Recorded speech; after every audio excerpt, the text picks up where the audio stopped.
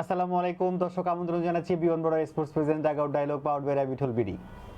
BPL চলছে এবং আমরা অনেক জল্পনা কল্পনা এবং ঝামেলা ঝঞ্ঝাটের পরে যে বিপিএলটা এখন চলছে, এই বিপিএলটাই কিন্তু আকাঙ্ক্ষিত ছিল আমাদের কাছে, সবার কাছে আকর্ষণীয় ছিল এই বিপিএলটা, যে এমন একটা কম্পিটিটিভ বিপিএল আমরা দেখতে চেয়েছিলাম। শেষের দিকে হলেও যে কম্পিটিশনটা আমরা দেখতে পাচ্ছি, এটাই আমাদের কাছে কাম্য ছিল। আমরা ফাইনালের আগে যে অ্যানালাইসিসটা করতে বসেছি, সেখানে আমাদের সাথে এই পুরো সিজনে যে অ্যানালিস্ট আমাদেরকে এই অ্যানালাইসিসগুলো দিয়েছেন, কার খেলা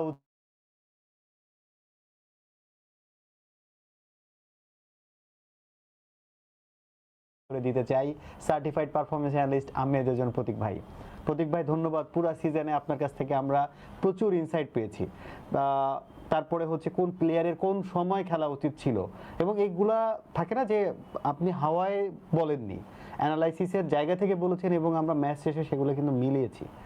এবং এজন্য সাধুবাদ যে একজন প্রফেশনাল অ্যানালিস্ট তার অ্যানালাইসিসের মাধ্যমে কথাগুলো যে আসলে মন গড়া বলেন না, এটার প্রমাণ আমরা পুরো সিজনে পেয়েছি। ধন্যবাদ আপনাকে যে এত সুন্দর অ্যানালাইসিস করার জন্য। ধন্যবাদ, আর আপনাদেরকেও ধন্যবাদ। এই প্রথম আমি বিপিএল কভার করলাম পুরোটা সিজন, তো আপনাদের সাথে কাজ করতে পেরেছি, এটাও আমার অনেক সৌভাগ্যের বিষয়। বিয়ন্ড বর্ডার স্পোর্টস পুরো ফ্যামিলি, আপনি এবং যারা কলাকুশলী রয়েছেন, ক্যামেরার পেছনে যারা রয়েছেন, তাদের সবাইকে ধন্যবাদ জানিয়ে আজকের প্রি ম্যাচ অ্যানালিসিস শোটা আমরা শুরু করি। প্রতীক ভাই, ফাইনালে আমরা সবসময় মনে করি যে পাঁচটা টিমকে নিয়ে আমরা এবার বলছিলাম যে কারা কারা উঠতে পারেন, সেখান থেকে দুটো টিম বাদ গেল, চারটা টিম উঠলো। রংপুর কিন্তু সবসময় কম্পিটিশনে ছিল। রংপুর বাদ যাওয়ার পরে আমরা মনে করেছিলাম যে সিলেট, চট্টগ্রাম থেকে, মানে সিলেট এবং রাজশাহী থেকে কে উঠবে, কিন্তু যোগ্য দল হিসেবেই আমার কাছে মনে হয়েছে রাজশাহী আজকে ফাইনালে উঠেছে। ফাইনাল হতে যাচ্ছে আজকে। এই ফাইনালের মঞ্চে দুটো দল প্রতিপক্ষ, রাজশাহী এবং চট্টগ্রাম। কাকে মনে করছেন যে ট্রফির দাবিদারকে, শিরোপা কে জিততে পারে? এভাবে বলাটা খুব মুশকিল, কজ দুটো টিমই খুব দুর্দান্ত খেলেছে পুরোটা টুর্নামেন্ট, এবং সেই প্রেক্ষিতেই আসলে তারা ফাইনালটা খেলছে। সত্যি কথা বলতে গেলে দুই দিক থেকে ভাবা যায়। আপনি যদি in terms of player, in terms of foreign cricketers এই অ্যাসপেক্টে চিন্তা করেন, অবশ্যই রাজশাহী ওয়ারিয়র্স এগিয়ে থাকবে। কিন্তু আপনি যদি ওভারঅল টিম পারফরমেন্স, কনসিস্টেন্সি এগুলোর কথা ভাবেন, তাহলে কিন্তু আপনি চট্টগ্রাম রয়্যালসকে ফেলে দিতে পারবেন না। সো অল ইন অল খুব কিনলি ফট একটা কন্টেস্ট হয়তো হতে যাচ্ছে আজকের এই ম্যাচে। আমরা সবসময় আপনার কাছ থেকে শুনে থাকি যে এই টিমের ব্যাটসম্যানদের সঙ্গে ওই টিমের বোলারদের কম্পিটিশনটা হতে পারে, ওনাদের স্পিনারদের সাথে এনার লেফট হ্যান্ড ব্যাটসম্যানের কম্পিটিশন হতে পারে। এই দুই দলের যে ইনিংসটা আপনি দেখছেন, যে মানে স্কোয়াডটা খেলতে যাচ্ছে, স্কোর পরে জানবো আপনার কাছ থেকে, আগে জানতে চাই যে কার সঙ্গে কার কম্পিটিশনটা আপনি দেখতে চাচ্ছেন। সেই ক্ষেত্রে বলতে গেলে যদি রাজশাহী ওয়ারিয়র্স আগে টস জিতে ব্যাটিং করে বা তারা চেসও করে, কি ব্যাটেলটা হতে যাচ্ছে হয়তো সাহেবজাদা ফারহানের সাথে শরীফুল ইসলামের। এই ব্যাটেলটা আসলে যে জিতবে তারা কিন্তু একটা মেন্টাল অ্যাডভান্টেজ পেয়ে যাবে, শরীফুল যে ফর্মে। হ্যাঁ, এবং সাহেবজাদা ফারহানও লাস্ট কিছু ম্যাচে স্টার্ট পেয়েছেন। সো এই একটা বিষয় দেখার মতো থাকবে। আবার আপনি যদি দেখেন আমাদের নাইম শেখ বেশ ভালো খেলছেন, এবং মোহাম্মদ বেগ, আমি কিন্তু পুরোটা টুর্নামেন্ট তাকে অনেক হাইলি প্রেস করেছি, এবং হাসান নওয়াজকে যখন তাকে রেখে খেলানো হলো, আমি তখনও বলছিলাম যে he should play ahead of Hasan Nawaz, strike rotate করে খেলার কথা। তো সেই ক্ষেত্রে বিনোরা ফার্নান্ডোর সাথে মোহাম্মদ বেইগের একটা ম্যাচ আপ হয়তো হতে পারে দুটো টিমের।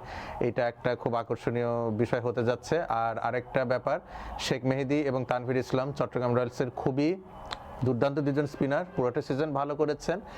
পক্ষান্তরে রাজশাহী ওয়ারিয়র্সে মুশফিকুর রহিম যদিও প্রথম দুটো ম্যাচ প্লে অফে ভালো করতে পারেননি, আই বিলিভ ফাইনাল উনি ভালো করবেন। অ্যালং উইথ কেন উইলিয়ামসন রয়েছেন, দুইজনই হচ্ছে স্ট্রাইক রোটেশনের জাদুকর, এবং শেখ মেহেদী এবং তানভীর ইসলাম দুজনই টি-20-র আদর্শ স্পিনার। তো এই একটা ম্যাচ আপও হয়তো আমি দেখার জন্য মুখিয়ে রয়েছি। বিনোরা ফার্নান্ডোর কথা বলতেই হয়। ওনাকে আমরা লাস্ট 3টা ম্যাচে কন্টিনিউয়াস কিন্তু আমরা দেখেছি যে বোলিংয়ে প্রচণ্ড স্ট্রাগল করে বল করছেন, রান আপ কমিয়েছেন, মানে একটু সোলো রান আপে বল করছেন, তারপরেও উনি মানে কন্টিনিউয়াস মানে ডোমিনেট করে কিন্তু খেলছেন। এটা আপনার কাছে কেমন মনে হয়েছে? দুর্দান্ত আসলে বিনোরা ফার্নান্ডোর পক্ষ থেকে। এবং পাশাপাশি সত্যি কথা বলতে গেলে কি, যে শুরুতে আমরা যেটা বলছিলাম যে রাজশাহী ওয়ারিয়র্স, সিলেট টাইটান্স তারা যে কোয়ালিফাইড 2টা খেলে, দুটো দলই কিন্তু দুর্দান্ত ছিল। পার্থক্যটা কোথায় হয়েছে? মাঠের বাইরের ক্রিকেটে থিঙ্ক ট্যাঙ্কের ব্যাপারটা যেখানে রয়েছে, ওখানে আসলে পার্থক্যটা রয়েছে। আপনি আপনার রিসোর্সটা কিভাবে ম্যানেজ করবেন, এই জায়গাতে কিন্তু আসলে রাজশাহী ওয়ারিয়র্স বের হয়ে এসেছে। তো বিনোরা ফার্নান্ডোর এত সফলতার পেছনে কারণটা কি?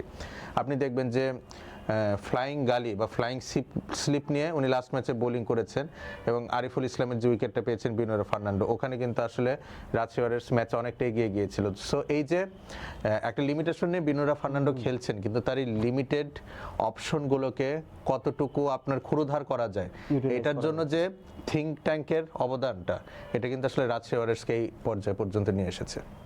কারণ আমরা এই টুর্নামেন্টের প্রথম থেকেই বলছিলাম যে রাজশাহী কম্পিটিটিভ একটা দল, কিন্তু আপনি বলছিলেন যে হয়তো প্লে অফের জায়গা থেকে ওনারা স্ট্রাগল করতে পারেন কারণ ওনাদের ফরেন রিক্রুটটা একটু ওই লেভেলের ছিল না, তারপরেও কিন্তু কামব্যাক করা এবং টিমটাকে কিন্তু ভালো একটা শেপে নিয়ে আসা। এবং এই যে কেন উইলিয়ামসের লাস্ট মোমেন্ট ইনক্লুশন, এটা কিন্তু আসলে একটা হিউজ চেহারাই রোল প্লে বদলে করেছে। দিয়েছে দলের। আপনি দেখেন at one stage in qualified to warriors were 80-5, ওই জায়গায় যদি কেন উইলিয়ামসন না থাকতো ম্যাচ কিন্তু তারা এত ডিপে নিতে পারতো না, 120 এর মধ্যে হয়তো ক্লোজ হ্যাঁ। হয়ে যেতে পারতো। তো আমার এটা একটা আশঙ্কা ছিল যে আপনি এসএ টি20 খেলেছেন ভিন্ন একটা পরিবেশে, আপনি যেদিন ম্যাচ সেদিন সকালে পৌঁছেছেন, নেমেই এইভাবে ডেলিভার করা এটা একটা কঠিন বিষয় মনে হচ্ছিল আমার, কিন্তু কেন উইলিয়ামসন যে আসলে এত প্রফেশনাল একজন ক্রিকেটার, সেই জায়গায় উনি আমাদেরকে ভুল প্রমাণ করে পারফর্ম করে রাজশাহী ওয়ারিয়র্সকে ফাইনালে নিয়েছেন। এটা সত্যিই আসলে প্রশংসার দাবিদার যে একজন প্রফেশনাল ক্রিকেটার কতটা প্রফেশনাল হলে সকালে নেমে উনি বিকালবেলা ম্যাচ খেলতে নেমেছেন এবং সেটা প্রপারলি পারফর্মও করছেন। যাই হোক, আমরা আপনার কাছে জানতে চাই, আমরা দুইটা দলেরই লাস্ট 3 দিনে ম্যাচগুলো দেখেছি, আপনার কাছে 11 কেমন মনে হচ্ছে, কোন কোন জায়গায় চেঞ্জেস চাচ্ছেন? আচ্ছা, চট্টগ্রাম রয়্যালসের ক্ষেত্রে তেমন চেঞ্জ করার সুযোগ নেই। কিছু খবর শুনছি যে রসিংটন ফাইনাল ম্যাচের আমিও জন্য শুনেছি যে আসতে পারেন। যদি আসেন তাহলে উনি ডিরেক্টলি ইনক্লুডেড হবেন টিমে। এর পাশাপাশি আমি মোটামুটি লাস্ট ম্যাচের যে 11 ছিল সেটাই পারসিস্ট করতে চাচ্ছি। ওপেনিংয়ে বেগ এবং নাইম শেখ, নাম্বার 3-তে আমি মাহমুদুল হাসান জয়কে দেখতে চাচ্ছি, যদিও লাস্ট ম্যাচে মাহমুদুল হাসান জয়কে খেলানো হয়নি নাম্বার 3-তে, কজ ওপেনিং পার্টনারশিপটা অনেক বড় হয়েছিল এবং যখন প্রথম উইকেট পড়ে তখন আসলে রিকোয়ার্ড রেটটা বেড়ে গিয়েছিল। এই জায়গাটাতে পার্থক্য, যে জয়ের জায়গায় হাসান নওয়াজকে প্রমোট করা এবং উনি কিন্তু 20 রানের একটা দ্রুতগতির ইনিংস খেলেন, এই যে জায়গাটা সিলেট টাইটান্স ভুল করেছে, এই যে মেহেদী হাসান মিরাজকে আগের ম্যাচের পজিশনের মতো মুখস্থ ব্যাটিং পজিশনে বসিয়ে দিয়ে। তো মাহমুদুল হাসান জয় নাম্বার 3-তে, হাসান নওয়াজ নাম্বার 4-এ, শেখ মেহেদী নাম্বার 5-এ, দেন আপনার finishing role Asif Ali and Amir Jamal তারা প্লে করবেন। এর পাশাপাশি উইকেট কিপার রয়েছেন জাহিদুজ্জামান এবং লাস্টে 3 জন বোলার তানভীর ইসলাম, শরীফুল ইসলাম এবং মুকিদুল মুগ্ধ। এটা হচ্ছে আমার হচ্ছে চট্টগ্রাম রয়্যালসের লাইন আপ। এখন এখানে আপনি দেখেন যে বিদেশি মাত্র রয়েছে 3 জন, রয়েছেন হাসান নওয়াজ, মির্জা বেগ, আসিফ আলী অ্যান্ড আমির জামাল। এখন রসিংটন যদি আসে হয়তো মির্জা বেগকে বসতে হতে পারে, বাট আমার যেটা মত যে যেই দলটা আসলে কোয়ালিফায়ার রান জিতেছে ফাইনালে খুব বেশি রদবদল না করে এই স্কোয়াডটাই খেলানো, unless any foreigner Gates injured. এখন যদি আমি আসি রাজশাহীর ক্ষেত্রে, এখানে কিছু চপ অ্যান্ড চেঞ্জ আমি দেখতে চাচ্ছি, বিশেষ করে বোলিংয়ে। আপনি দেখবেন যে চট্টগ্রাম রয়্যালসে বেশ কিছু ব্যাটার ডান হাতি রয়েছেন, বিশেষ করে আপনার মিডল অর্ডার বা লোয়ার মিডল অর্ডারের সবাই, হাসান নওয়াজ, শেখ মেহেদী, আসিফ আলী, আমির জামাল। এই ক্ষেত্রে আমি অবশ্যই হাসান মুরাদকে ইনক্লুড করতে চাইবো মোহাম্মদ রুবেলের পরিবর্তে, এটা একটা চেঞ্জ করতেই হবে রাজশাহী ওয়ারিয়র্সকে। এর পাশাপাশি তাদের আমি যদি 11 দেখি, opening as usual Sahibzada Farhan, Tanzid Hasan Tamim থাকবেন। এর পরবর্তীতে নাম্বার 3-তে কেন উইলিয়ামসন, নাম্বার 4-এ শান্ত, নাম্বার 5-এ Mushfiq, number 6 I would love to see Jimin Islam, cause he is in form এবং তাকে একটু বেশি বল যেন খেলতে দেওয়া হয়। এস এম মেহরব অনেক প্রতিভাবান ক্রিকেটার, লাস্ট 2-3 ওভারে ক্যামিও খেলা দরকার হলে আই বিলিভ উনি খেলতে পারবেন। এর পরবর্তীতে আব্দুল গাফার সাকলাইন, ব্যাট হাতে বেশ ভালো ফর্মে রয়েছেন, বল তো দুর্দান্ত করছেন। If Ripon Mondal stays fit, Tanzim Hasan সাকিবের জায়গায় আমি রিপন মন্ডলকে দেখতে চাইবো এবং এর পরবর্তী 2 জন বিনোরা ফার্নান্ডো এবং আমি যে চেঞ্জের কথা বলছিলাম Hasan Murad. Automatic choice Binura Fernando. ধন্যবাদ প্রতীক ভাই। আমরা আপনার কাছ থেকে জানছিলাম যে কেমন 11 কিংবা কেমন হতে যাচ্ছে আজকের ম্যাচ, এবং আমরা আশা করি লাস্ট ম্যাচটা বিপিএল তার সম্মানার্থে তার কোয়ালিটি পারফরমেন্স দুইটা দলই দেখাবে এবং এটা খুব লড়াই করার একটা ম্যাচ আমরা দেখতে চাই। হ্যাঁ, আমারও এটা আশা, যদিও ফাইনালগুলো খুব বেশি কম্পিটিটিভ হয় না, অনেক প্রেসার থাকে, তো যে কোনো একটা দল আসলে পিছিয়ে পড়ে। বাট আপনি লাস্ট ফাইনালটা দেখবেন চিটাগং কিংস এন্ড ফরচুন বরিশালের ম্যাচটা কিন্তু বেশ জমজমাট ছিল, তো আশা করি ওরকমই একটা ম্যাচ হবে এবং সেই ম্যাচে কিন্তু বিনোরা ফার্নান্ডো পরাজিত দলে ছিলেন, তো আশা করি এবার হয়তো রিপিট হবে না, এটাই চাওয়া। ধন্যবাদ প্রতীক ভাই।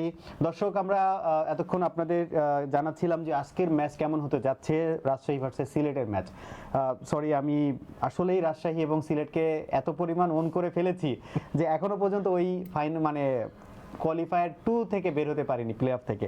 যাই হোক, আমরা ফাইনাল ম্যাচের আগে আমরা দর্শকদেরকে জানাতে চাই আপনাদের কেমন লেগেছে এবারের বিপিএল, কেমন দেখেছেন চারটা দল যারা আসলে প্লে অফ খেলেছেন, এই ব্যাপারগুলো আমাদেরকে জানাবেন আমাদের কমেন্ট বক্সে। এবং ফাইনালের মিড ব্রেক এবং পোস্ট ম্যাচ অ্যানালাইসিস দেখার আমন্ত্রণ জানিয়ে শেষ করছি। ভালো থাকবেন, সুস্থ থাকবেন, আসসালামু আলাইকুম।